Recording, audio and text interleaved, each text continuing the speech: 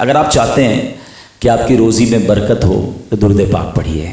اگر آپ چاہتے ہیں آپ کی بیماری دور ہو جائے تو درود پاک پڑھیے.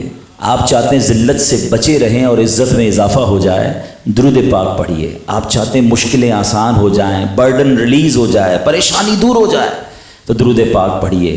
آپ چاہتے ہیں بیماریوں سے بچے رہیں تو درود پاک پڑھیے. آپ چاہتے ہیں مرتے وقت نبی پاک علیہ الصلوۃ والسلام کا دیدار نصیب ہو جائے تو درود پاک پڑھیے. بلکہ اگر آپ یہ چاہتے ہیں کہ آپ ایسے دیکھیں کہ نبی پاک اپنے مبارک ہاتھوں سے قبر میں اتار رہے ہیں تو درود پاک پڑھیے. آپ چاہتے ہیں قبر نور مصطفیٰ سے جگمگاتی رہے تو درود پاک پڑھیے. قیامت کے دن نبی پاک کے پرچم تلے جمع ہونا چاہتے ہیں اور سرکار علیہ الصلوۃ والسلام کے ہاتھوں جام کوثر پینا چاہتے ہیں تو درود پاک پڑھیے. پیارے آقا کی شفاعت سے بہرہ مند ہو کر نبی پاک کے پیچھے پیچھے جنت میں جانا چاہتے ہیں تو درود پاک پڑھیے. اور سنیے، بار بار مدینے جانا چاہتے ہیں تو درود پاک پڑھیے. پیارے آقا علیہ الصلوۃ والسلام کا دیدار کرنا چاہتے ہیں تو درود پاک پڑھیے. اب مجھے بتائیے کچھ اور رہ گیا ہے؟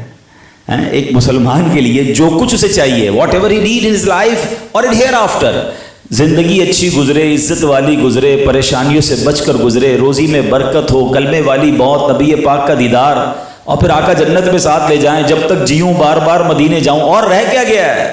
آپ بلیو کریں، یہ ساری فضیلتیں جو میں نے بیان کی ہیں نا، یہ احادیث میں، روایتوں میں موجود ہیں کہ درود پاک ان تمام چیزوں کی، یہ درود پڑھنے والوں کو یہ تمام چیزیں حاصل ہو جاتی ہیں. تو پھر ہم کیوں فضول کاموں میں، فضول باتوں میں اپنا وقت ضائع کریں؟ اس کو تھام لیں. یہ مہینہ ایکچولی ہمیں درود پاک سے بھی جوڑنے آیا ہے. اتنی عادت بنا لو اس مہینے میں کہ اس کے بعد مہینہ تو چلا جائے، درود پاک ہماری زندگی میں شامل ہو جائے. جب ہی شاعر لکھتے ہیں، دکھوں نے تم کو جو گھیرا ہو تو درود پڑھو، دکھوں نے تم کو جو گھیرا ہو تو درود پڑھو، جو حاضری کی تمنا ہو تو درود پڑھو.